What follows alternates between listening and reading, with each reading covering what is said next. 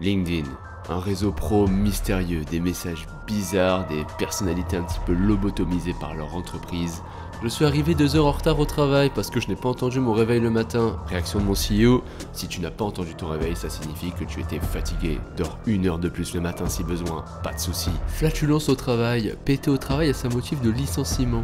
L'année dernière, je me suis fait larguer par SMS. C'est normal, c'est parce que tu es trop successful.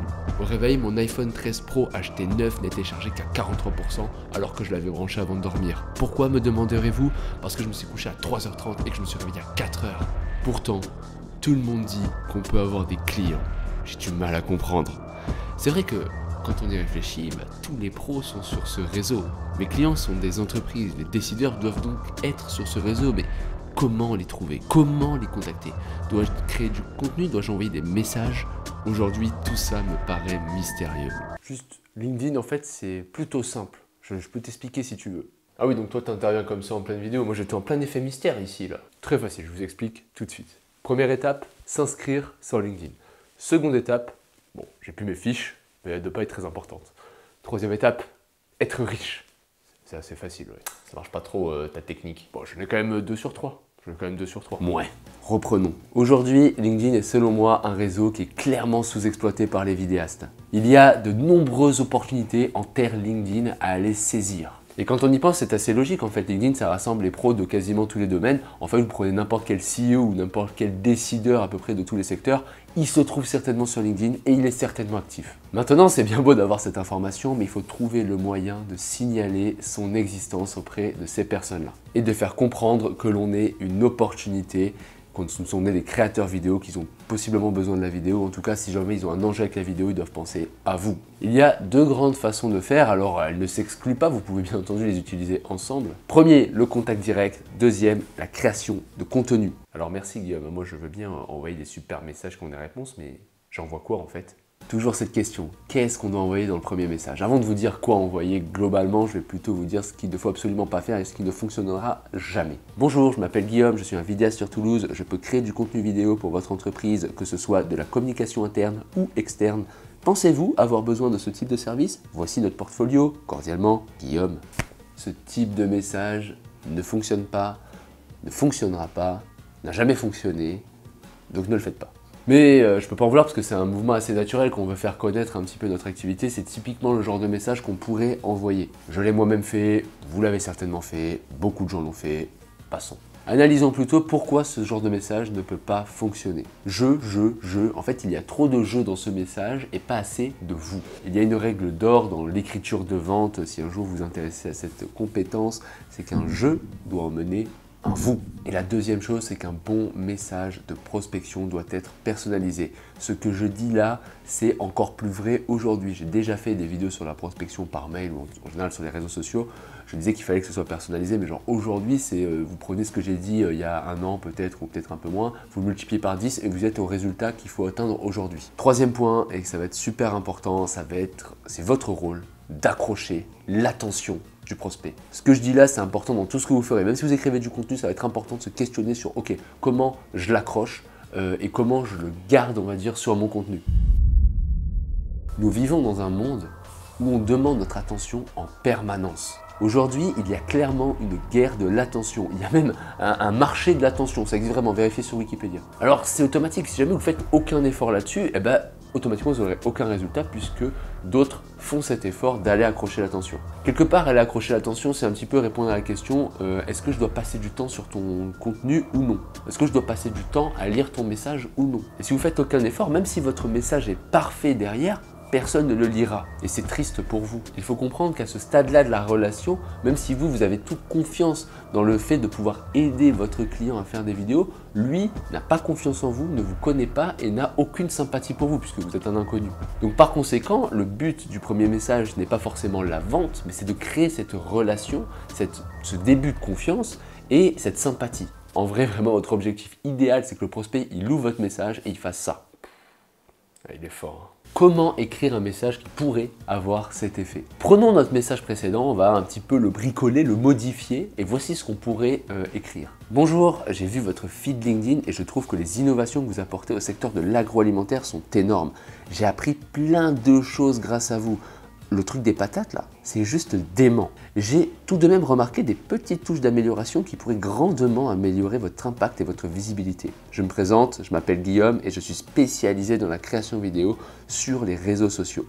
J'ai vu que vos locaux sont à 2 pas d'un super resto. J'avais justement envie de le tester jeudi et j'aimerais vous inviter, max 1 heure le midi. On pourra discuter ensemble de tout ça. Pour le côté crédibilité, j'ai déjà collaboré avec Y. Nous avons mis en place une stratégie qui a amélioré les vues de 251% depuis le début de l'année. J'ai écrit une petite étude de cas ici. À bientôt, Guillaume. PS, moi aussi, j'adore le chocolat de la boulangerie Y. Ce type de message, ça créera automatiquement 10 fois plus de réactions que le message que j'avais dit juste avant. Imaginez-vous recevoir ce message, ne serez-vous pas curieux d'aller à ce déjeuner? Et si la personne ne répond pas, mais il faut relancer. Vous êtes dans l'obligation morale de relancer. Comprenez qu'aujourd'hui vous avez une compétence qui est la vidéo. Donc vous êtes une opportunité pour l'entreprise que vous avez prospectée de faire des contenus vidéo professionnels qui vont les aider dans leur vente, la formation, enfin dans tout un tas de domaines et de problématiques qu'ils ont aujourd'hui. Vous êtes le moyen pour cette entreprise de créer des vidéos professionnelles. À ce titre, vous ne dérangez pas la personne, mais vous lui rendez plutôt service en la relançant régulièrement. Je sais que beaucoup d'entre vous ont peur de déranger lorsqu'ils relancent ou lorsqu'ils envoient des messages ou des mails sur les réseaux sociaux pour prospecter. Souvenez-vous de ce qui vient d'être dit ici à la prochaine relance ou en tout cas au prochain message que vous enverrez. La création de contenu, qu'est-ce que c'est? Vous publiez un contenu, que ce soit écrit, vidéo, image, ce que vous voulez. En tout cas, le but de ce contenu, c'est de faire des vues, donc de créer des boucles algorithmiques, c'est-à-dire que vous voulez créer de l'engagement, des likes, des commentaires, pour que ce contenu soit partagé à des gens externes de votre réseau. Et de toutes ces vues, vous ne voulez pas juste faire des vues pour faire des vues, vous voulez convertir des gens, que des gens soient intéressés par vos services et rentrent en contact avec vous afin que vous puissiez collaborer ensemble. Et pour réussir à faire tout ça, encore faut-il savoir écrire des contenus ou réaliser des vidéos qui vont générer ces boucles algorithmiques et qui vont en plus convertir des gens vers justement l'achat de votre service.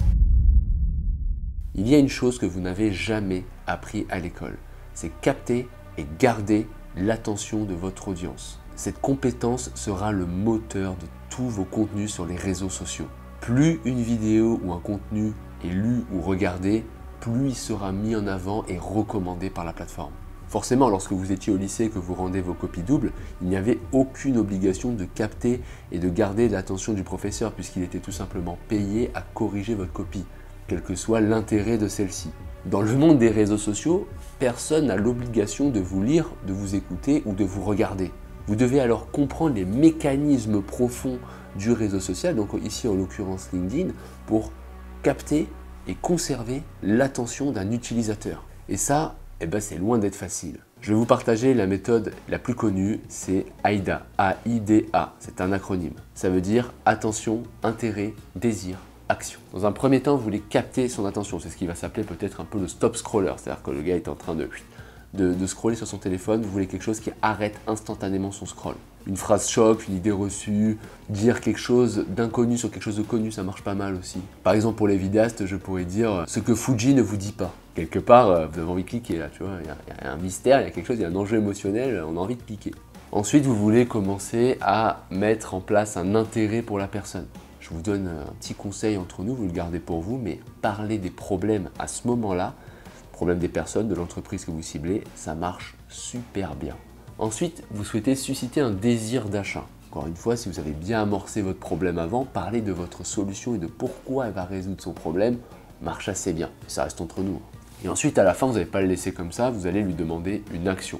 Qu'est-ce qu'il faut qu'il fasse pour aller plus loin? Est-ce qu'il faut réserver un appel avec vous? Peut-être qu'on peut dire, réserver un appel de 15 minutes avec notre équipe et on va pouvoir parler ensemble de votre problématique. Ça peut être télécharger quelque chose qu'il a en échange d'un mail et vous avez un système pour le recontacter. Ça peut être vous envoyer un message privé tout simplement.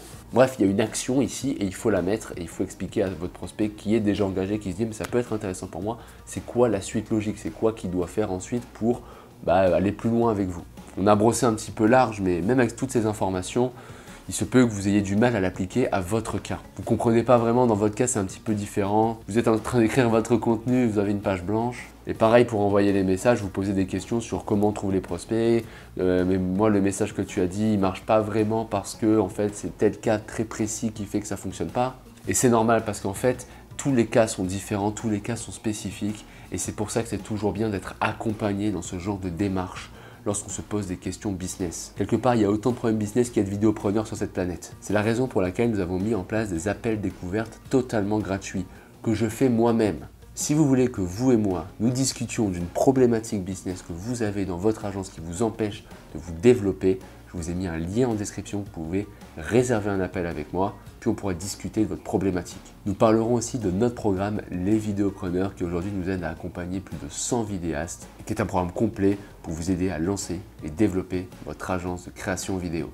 Nous avons aussi une formation gratuite, je vous la mets aussi en description si vous voulez la rejoindre. Sur ce, moi je vous laisse là, je vous dis à bientôt et bon courage dans vos projets.